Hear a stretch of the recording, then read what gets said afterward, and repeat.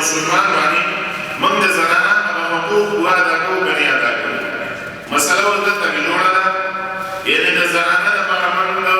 ژوند ځواک برابرتې د کور د کوټې د ژوند د مالي مسایل ضروريات تر د پیزار او د جامې پورې کوو چې څه مناسب راته ښکاري او دلته مسله دا پیدا شي چې کله د تعلیم مسله راشي نو په دې تعلیم په مسله کې لکه موږ خپل ځان ته خودساخته غیرت ولرو یعنې دا د اسلام بندیز نه دی چې زنانه دې تعلیم نه کوي البته دومره خبره ده زموږ یو خواست به دی چې کله هم ته په یو ټولنه کې یو عمل کول غواړې نو د ټولنې هغه اقدار او د هغې د شعور کچه به په پام کې نیسي یعنې هېڅکله به ته داسې یو عمل نه کوې داسې یو طریقه به نه کوې چې د ښېګړې په ځای باندې په یو معاشره کې یو ټولنه کې د هغې نه د بدنامۍ تاثر چې کوم دی مخې ته راشي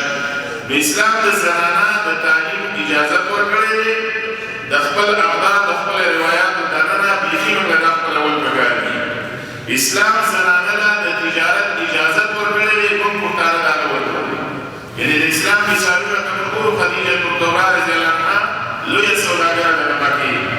اسماء بنت مخزمه دا یو صحابیه ده او دې به د کجورو روزګار کولو د مکې په منډۍ کې بله یو صحابیه ده خوله بنت توقیق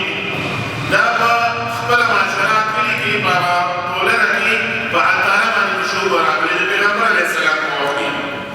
بل یو روایت کې راځي امام بخاري به ذکر کوي چې یو زنانه وله دې خاوند مړ دی دا د عدت په زمانه کې د غم د ویر شي کوم وخت دی په کور کې د ساتنې څوک نه و نو پیغمبر علیه السلام هغې ته اجازت ورکړه چې ته د دې خپل عدت په وخت کې خپلې کجورې خپل کار روزګار دا وکړه خپل بچي په دې باندې وپاله عبدالله بن مسعود رضی الله عنه یو ډېر لوی صحابي دی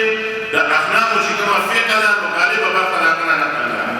د عبدالله بن مسعود رضی الله عنه د کور ټوله خرچه چې کوم ده دا به د ښځې کوله دا ښځه کسبګره وه دا هنرمنده وه یعنې د اسلام مثالونه اوس موږ ته راغلي اوس بدمرغي دا ده زه په پښتنه معاشره کې تاسو یو څو مثالونه دا موږ په ساخته جوړ کړي دي یعنې ښځه یا د کور ده یا د کور ده دا زموږ سماجي مسله ده د اسلام تعلیم خو نه دی